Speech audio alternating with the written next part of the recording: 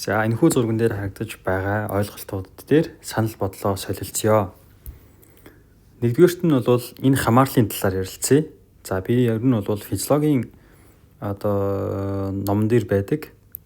За ялангуяа нөгөө USMLE шалгалтын бэлтгэлийн хүрээнд гардаг дэвшгэлүүдийг л яриад байгаа гэсэн үг тийм ээ. За энэ бол Q буюу урсгал. За урсгал нь болохоор англиар бол flow. За V нь болохоор velocity буюу хурд.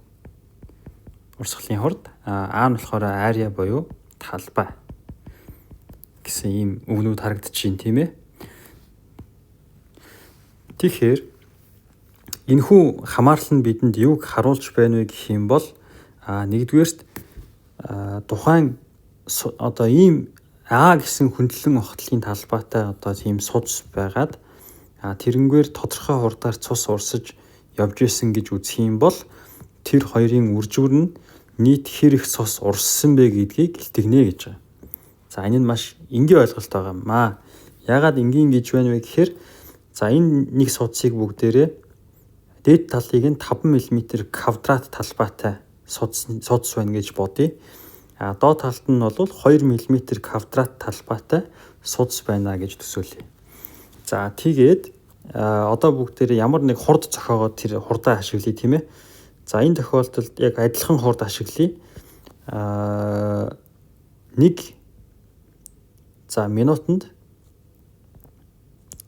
Минутанд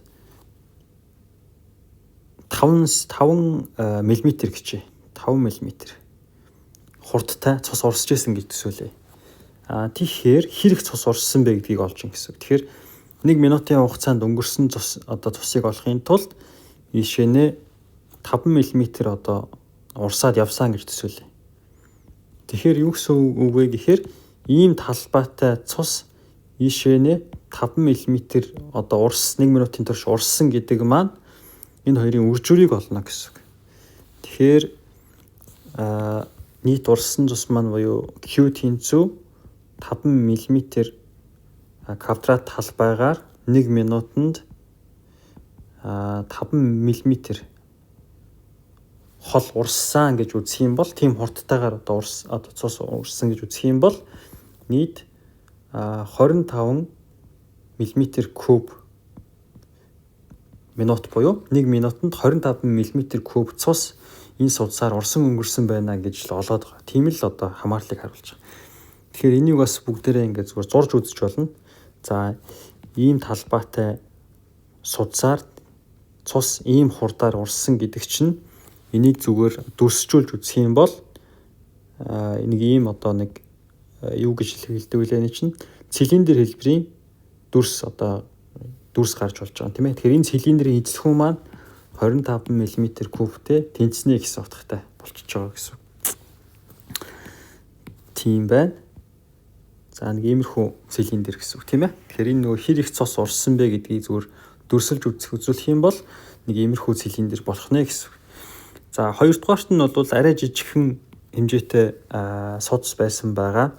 Хурдыг нь бүгдээрээ яг адилхан 5 мм минут буюу 1 минутын турш цус урсаад 5 мм хол урсахаар тийм хурдтайгаар урсж исэн гэж үзэх юм бол яг адилхан ийм талбайгаар 5 мм урт хэмжээтэй дүрсэл хэрвээ хийх юм бол тэр дүрсэлд маань нийт урссан тэр урсгал буюу фловийн зурган дүрсэл болж байна гэсэн. Тухайн тоон эзлэхүүнийг зургаар дүрсэлж үзүүлж байгаатай адилхан болно гэсэн үг тийм ээ.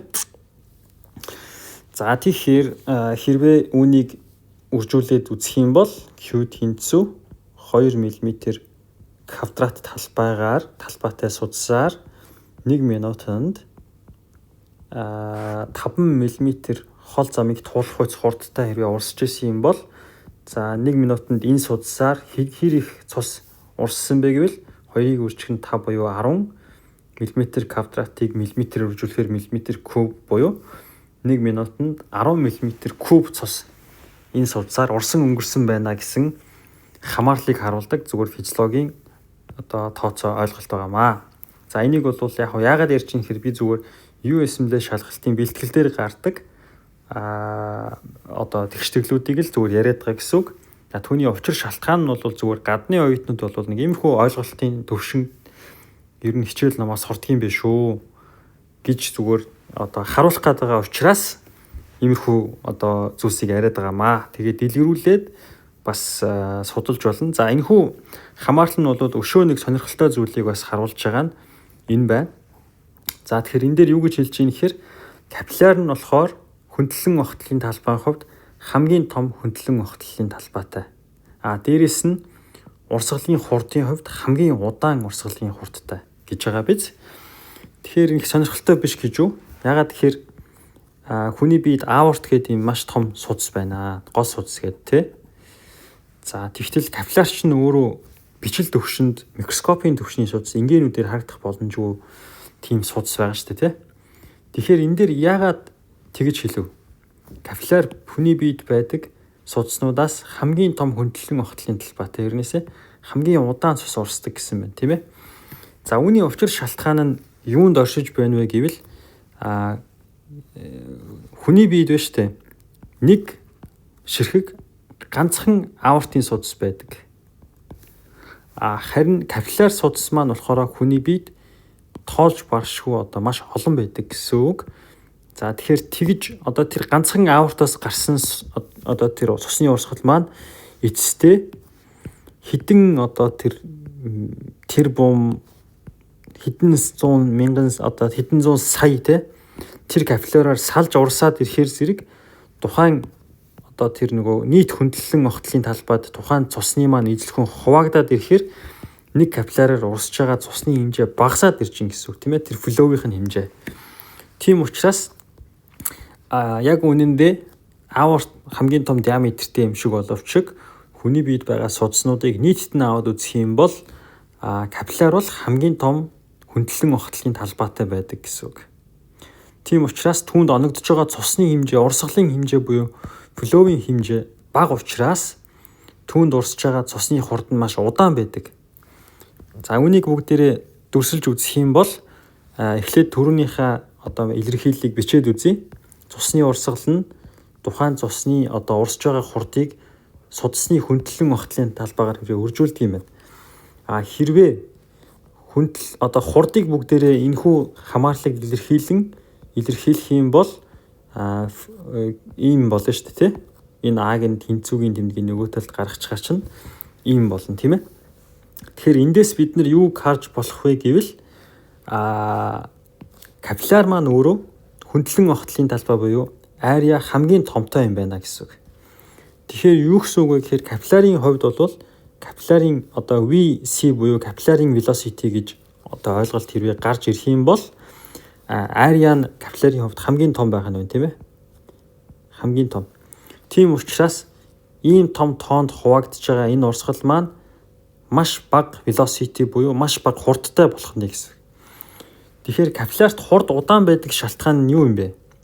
Энэ бол маш сонирхолтой ойлголт бөгөөд капиллярт цусны урсгал удаан байснараа хийн солилцоо явагдах боломжийг олгож байна гэсэн. За урдны бичлэг дээр гарч байсанчлан septic shock эсвэл anaphylactic shock зэрэг захын судасны эсэргүүцэл буюу TPR total peripheral resistance буурдаг шокуудын үед капилляраар урсж байгаа цусны хурд бол хурдсдаг байна. Яагад гэвэл капиллярын өмнө талд дээд талд нь байгаа артериолуудын одоо constriction буюу агчил маань өөрөө буураад dilated буюу тэлэлт өгдөг тийм ээ. Тийм учраас артериолуудын эсэргүүцэл буюу resistance буураад ирэх юм бол түүгээр урсах цусны урсгал ихснэ гэсэн үг. Тийм учраас тэдний хурд нь ихсээд явчихна гэсэн үг. Ягаад тэгэхээр энэ дээр Q дээдэлтэй байна тийм. Q ихсэх юм бол V ч гэсэн ихснэ гэсэн үг. Тийм учраас хичнээн хурдтай цус урсаад тэрнгээр урсж байгаа хүчил төрөгчийг өөртөө идүүд маань одоо эд хэсүүд маань шингээж авч чадахгүй байгаа учраас тэнд бол яах нь төвийн венд хүчил төрөгчийг хэмжээд үзэх юм бол хүчил төрөгчийн одоо юу гэж байгаа шүү дээ агуулмж нь бол одоо өндөр байдаг гэсэн. Венд хүчил төрөгчийн агуулмж өндөр байдаг гэсэн. За тийм учиртай юм байгаамаа.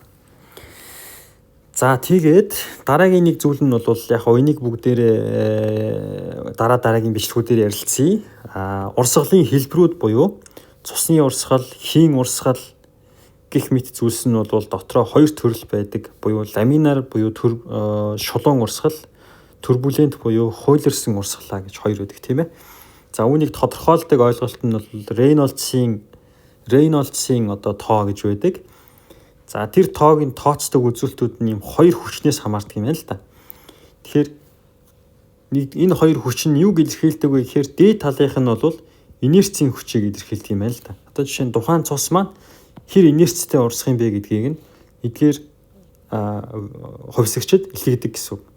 Нөгөө талаасаа ийшээ биш эсрэг чиглэл рүү инерцийг нь бууруулахад тухайн шингэнийг эсвэл хийг зууралдуулахад чиглэдэг хүчийг нь viscous force буюу зууралдах хүч. Нөгөөт нь болохоор инерцийн хүч гэсэн юм хоёр хүч маань тухайн Рейнольдсын оноо хэд байх юм бэ буюу шулуун урсах юм уу эсвэл ингэж хуйларж урсах юм уу гэдгийг шийдэх гээд байгаамаа. Тийм ээ? За тэгэхээр инерцийн хүч буюу урагшаагаа урсах гээд байгаа тэр хурдтай урсах гээд байгаа хүч нь юу гэдэг вэ гэхээр тухайн урсаж байгаа зүйлийн нягт, тухайн урсаж байгаа зүйлийн хурд, тухайн урсгаж байгаа хөндөй судас эсвэл одоо гуурсан хоолойн диаметр зэрэг нь байдаг байна. Доотлолт нь бол урсаж байгаа зүйлийн зуурмтгай чанар гэдэг ингээд хамаарлууд байгаамаа. Яг нь энэ бол одоо нэг бүрчлэн яриад нэг олон минут яриад яах вэ? Гэхдээ ер нь бол тийм зүйл байдаг шүү гэдгийг саний. За энэ дээрээс яг бидний гол харах зүйл нь velocity их байх тусмаа саяны томьёотой ч гэсэн хамааралтай. Velocity их байх тусмаа Рейнольдсын оноо өндөр байх буюу турбуленс үүсэх аюултай байдаг гэсэн. Тэгэхээр velocity их байгаад эсвэл viscosity буурах юм бол жишээлбэл цус багталтын үед тийм ээ цус илүү хурдтай цус урсснараа илүү их турбуленс үүсэх эрсдэлтэй гэсэн. Тийм учраас жишээлбэл анимитай улсуудад зүрхний одоо чагналтыг хийх үед уушгины артер дээр эсвэл аорт дээр flow murmur гэж юм үүсдэг гэж байгаа тийм ээ. Flow murmur. Ямар ч одоо юу байхгүй юуны гажиг байхгүй, хавхлахын гажиг байхгүй. Тэгсэн ирнээсээ турбуленс үүсээд мурмур буюу одоо эмгэг аваа сонсогддог байх шууган, зүрхний шууган. За тийм зүйл байж болж байна. За эсвэл диаметр хэрвээ багасах юм бол буюу судасны хөндийн нарийсч одоо нэг нарийсах юм бол судасны ханд атеросклероз үүсэх юм бол тий Рейнольдсын тоо нэмэгддэг байна. Ягаад энэ дээр одоо шууд хамаарал дээрнээс ягаад тэгж хэлж ийм гэхээр диаметр багасхад velocity өөрөө зөрөөд маш өндөр хурдтайгаар ихсдэг байна. Тэгэхээр диаметр бага зэрэг багассан ч гэсэн velocity-ийн зөрөөд маш их ихсдэг учраас турбуленс үүсдэг байх юм л дээ. Одоо чинь гол урсж ийснаа жоох юм нарийнхан газар гараад ирэх юм бол тэнд голын шуугаан чимээ үүсдэг тийм ээ. Горих хоржигнох чимээч гэдэг юм уу тийм ээ. Тэр бол яг адилхан цусны одоо нэг юу өсөж байгаатай адилхан байна л да. Судасны шуугаан болон зүрхний хавхлагын шуугаанууд эсвэл каротид брут буюу нэг гүрээний артерийн эмгэг шуугаан за эсвэл бусад одоо нэг гуурсан хоолойн одоо шуугаанууд эмгэг чимээнүүд те хуурай хэржигнөөч гэдэг юм уу те. За эсвэл даралт хэмжихэд гардаг нэг Короткофийн чимээ гэдэг ч юм уу те. Энэ болгон бол бүгдээрээ энэ зарчмаар үүсэж байгаа асуудлууд байгаамаа. За тэгвэл дараагийнх нь болохоор rate of oxygen consumption тэнцүү cardiac output-ыг ийм хамаарлаар үржүүлсэн гэсэн нэг ийм хамаарлаа. За энэ яг юу гэсэн үг юм бэ гэхээр эхлээд бид нар энэ хэсгийг харах хэрэгтэй. За энд юу харагдаж байна вэ гэвэл за артерт бол хүчил төрөгчийн агуулмж бол нэг тодорхой хэмжээнд байгаа тий. За ойролцоогоор бол нэг 20 мл децилитр гэдэг одоо тооцсон байна л да. За тэгтэл энэ маань тухайн одоо капилляраар урсаад хийн солилцоонд ороод цаашаа нь явхаар за вен хэмжих юм бол хүчил төрөгчийн хэмжээ бол буурсан байгаа тий. Энэ болохоор C буюу концентрац, V буюу вен, O буюу хүчил төрөгч гэж байна. Хүчил вендик хүчил төрөгчийн концентрацийг мөн хэмжээд үзэхэд ийшээний тодорхой хэмжээний хүчил төрөгч диффузлэгдээд концентрац нь буурсан юм чинь энд хэмжихэд энэ 20 мл децилитрээс бага хэмжигдэж таарна шүү дээ, тэ. Тэгэхээр хэр их хүчил төрөгчийг энэ ис маань өөрөө одоо сороод өөртөө хэрэгэлцсэн бэ гэдгийг жишээ нь бид нэр медиа гэх юм бол нэгдүгээр энэнгээр ямар хэмжээний хүчил төрөгч орж ирсэн, ямар хэмжээний хүчил төрөгч гараа авцсан. Тэгэхээр тэр хоёрын ялгуур нь ийшээгээ хэрэглэгдсэн болж таарах гэдэг нь, тийм ээ. За тэгээд зөвхөн энэ тоо бол хангалтгүй. Дээрэс нь хэр их цус энэнгээр урсаж өнгөрсөн бэ гэдг нь минутанд ч юм уу, те. Эсвэл секундэд ч байд юм уу, эсвэл одоо 1 цагт ч байд юм уу, те. За cardiac output-ийг бол минутаар тооцдог учраас минутанд хэр их цус энэгээр урсаж өнгөрсөн. Тэгээд энд байсан хүчил төрөгчийн концентрац нь хэр зөрүүтэй байсан бэ гэдэг ялгаагаар нь энэ одоо эд исэн хэрэгэлсэн хүчил төрөгчийг тооцоод байгаамаа. За тэгэхээр ингээд сонирхоод үзэх юм бол энийг тооцдог тийм хэрэглээ бас байна л да. Cardiac output-ийг бол thermodilation гэдэг аргаар бол тооцдог юм байна. Манай одоо нөгөө нэг юуны юу гэдэг үлээ сэхэний эмчнэр маань бас энэ аргыг хэрэгэлдэг бол бас комент бичиж үлдээгээрэй гэж хүсэж байна. Thermodilation-аар cardiac output-ыг тооцоод за тэгээд артерийн цусны хүчил төрөгчийн агуулгатхууныг бол энэхүү томьёогоор тооцно. За энэ томьёог би тайлбарлаж өгье. Яагаад ийм томьёо гарч ирж байна гэхээр артерийн цуснд байгаа хүчил төрөгчийн одоо контент буюу агуулмж гэж байгаа юм л да. Тэрийг тооцохын тулд хоёр зэмний нийлбэр хэрэг болдго юм байна л да. Нэгдүгээрт нь юу вэ гэхээр гемоглобинд холбоот хүчил төрөгч.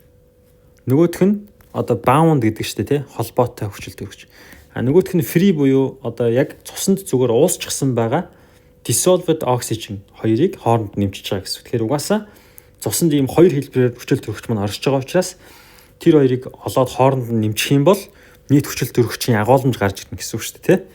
Тэгэхээр яг адилхан зарчмаар артерт байгаа хүчил төрөгчийг тооцно. Яг адилхан зарчмаар венд байгаа хүчил төрөгчийг тооцно гэсэн үг. За энэ дээр ингээд мэдээж цуснд хэр их хүчил төрөгч байхыг гемоглобин шийднэ. Гемоглобин. Гэхдээ тэр нь хэр хансан байх вэ гэдг нь бас чухал учраас сатурацаар нь үржүүлчихэж байгаа. За тэгээд 1 грамм гемоглобин маань ойролцоогоор 134 мл хүчил төрөгчийг өөртөө холбодог гэж байгаа. За түүн дээр нэмдэг нь 1 мм мөнгө усны баг нь парциал даралт маань одоо даралт маань өөрөө нэгээр нэмэгдэх тусам 0.3 одоо миллилитр хүчил төрөгчийг цус шингээдэг гэсэн тийм тооцоо байгаа учраас тэр хоёрыг хооронд нь нэмэл ингээ олчиж байгаа гэсэн. За тэгэхээр ийм томьёогоор бол эдгээрийг тооцдог байх нь энийг бол бүрэн тооцох боломжтой. За энийг бол артерийн цуснд хүчил төрөгчийн парциал даралт ямар байхаа гэдгийг бол уушгины физиологи дээр гардаг нөгөө нэг альвеолын хийн гიშтгэл гэж байгаа. Тэрнгээр олдог байгаа. За тийм сонирхолтой энэ бол маш сонирхолтой ойлголтууд байдаг. Тэгэхээр би яг нөгөө энэ бичлэгийг хийж байгаа шалтгаан нь ангаах ухаан маань өөрөө маш сонирхолтой зүйл шүү. Маш их нарийн зүйл шүү гэдгийг л одоо бас харуулахыг зорж байгаа гэсэн үг юм аа. За хамгийн сүүлд нь бол энэхүү бичлэгний төгсгөлд хүчил төрөгчийн хэрэгцээ, ялангуяа миокардын хэрэгцээний талаар ярилцах гээд байгаа. За тэгэхээр эхний хичээлүүд дээр биний оруулсан бичлэгүүд дээр ер нь зүрхний үйл ажиллагааг илтгэж байгаа үзүүлэлт бол мэдээж ejection fraction буюу EF, эсвэл cardiac output, эсвэл stroke volume буюу шахалтын ижил хүн гэх мэт үзүүлэлтүүд байдаг. Тэгэхээр энэ үзүүлэлтүүд нь хэр сайн байх юм бэ гэдэгт нөлөөлдөг ойлголтууд нь бол агших чадвар, contractility, afterload, дараах ачаалал, diameter of ventricle буюу ерөөхдөө өмнөх ачааллыг бас хэлж ин гэсэн үг. Preload-ыг. За тэгээ heart rate гэх мэт үзүүлэлтүүд байгаа. Тэгэхээр эдгээр маань бол яаж зүрхний үйл ажиллагаанд нөлөөлд юм бэ гэдгийг бол бүгдээрээ ярилцсан байгаа. За тэгэхээр энэ маань бол жишээлбэл contractility их байх тусам хүчил төрөгч хэрэгтэй болдог. Afterload их байх тусам хүчил төрөгч хэрэгтэй болно. Heart rate их байх тусам хүчил төрөгч хэрэгтэй болно. диаметр ventricle diameter хэрвээ их байх юм бол хүчил төрөгч хэрэгтэй болно гэдэг хамаарлыг бол санах хэрэгтэй. За яагаад гэдгийг өмнөх хөтөлбөрүүд дээр ярилцсан байгаа учраас заавал үзээрэй гэж хэлмээр байна. За жишээлбэл би өнөөдөр нэг кейс яг бодит кейст одоо оролцлоо. Тэр нь болохоор юу байсан байна л да. EKG хийгээд үзэхэд бол цэжээр өвдсөн хүн байгаа. EKG хийгээд үзсэн чинь atrial fibrillation буюу тосгуурын фибрилляцтай хүн байсан. За тэгээ тосгуурын фибрилляцтай байгаад heart rate бол ерөөхдөө 120-оос дээш 130 мууч хавцаа байсан. Тэгэхээр айгүй удаан өглөөнөөс хойш айгүй олон цаг тэгж байсан чинь зүрх цэжээр нь өвдөд эхэлсэн. Ягаад тэгэхээр хүчил төрөгчийн хэрэгцээ өндөр байгаа учраас хүчил төрөгчийн одоо дутагдал ишмээ өгж байна гэсэн үг шүү дээ.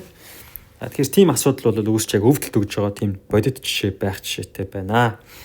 За preload ихсэн гэдэг маань ер нь зүрхний одоо яг өөрийнх нь дүүрэлт ихсэн гэдэг маань диаметр ихсэн гэдэг маань wall tension буюу зүрхний одоо миокардын ханын tension ихснэ гэсэн үг.